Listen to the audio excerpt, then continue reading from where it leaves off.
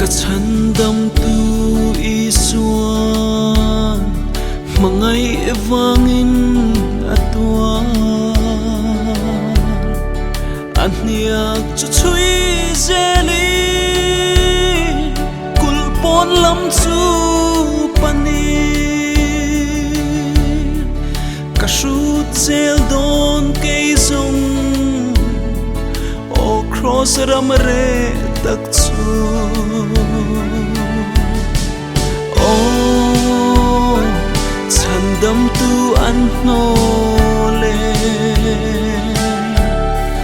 sa khopui thiam tele shuai tro pui te chua Christa ten lo Christian na mai alo ni e kharau thiang hlim ten lo sa khwa na mai Sung ka thin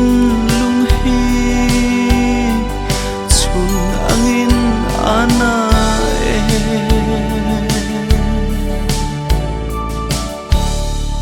dan rong bole sa kho mi tenan lo lu chu pa thin lung na ero than lu tak anisi lal isua cross lo chu chuan tu reng a om lo o chan dam tu an no le sa khopui thiam tele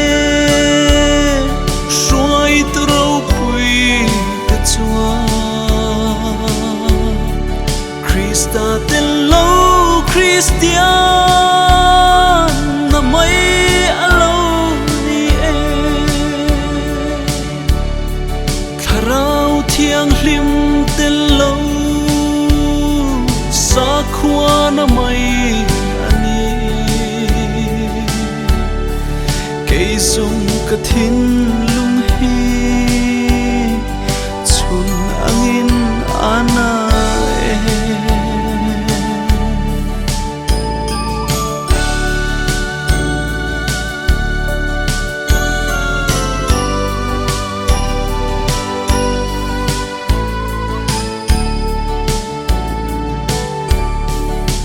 pa ithil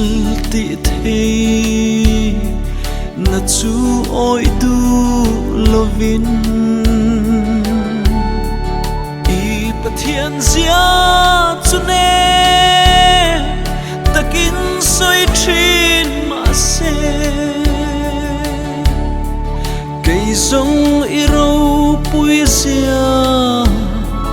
kapuang zel do nani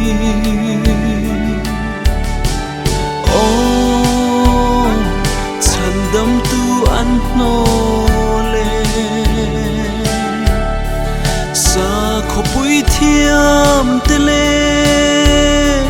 shuai tro pui te chua Christa ten lo Christian na mai alo ni e kharau thiang hlim ten lo sa khwa na mai ani ke sung ka thin lung hi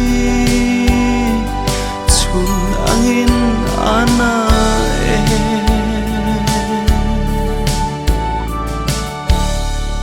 mu sit omber ran thleng le Calvary tlanga sual phuar na ti cha o alo ri chua ta e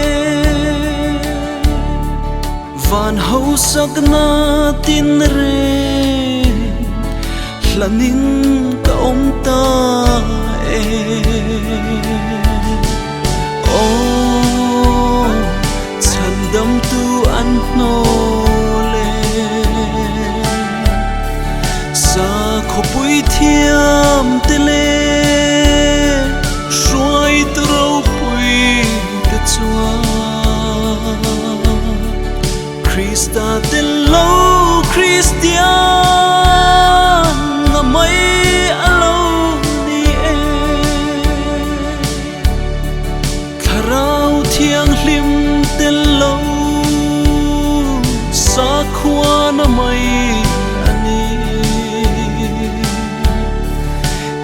dung cái thiên lung hi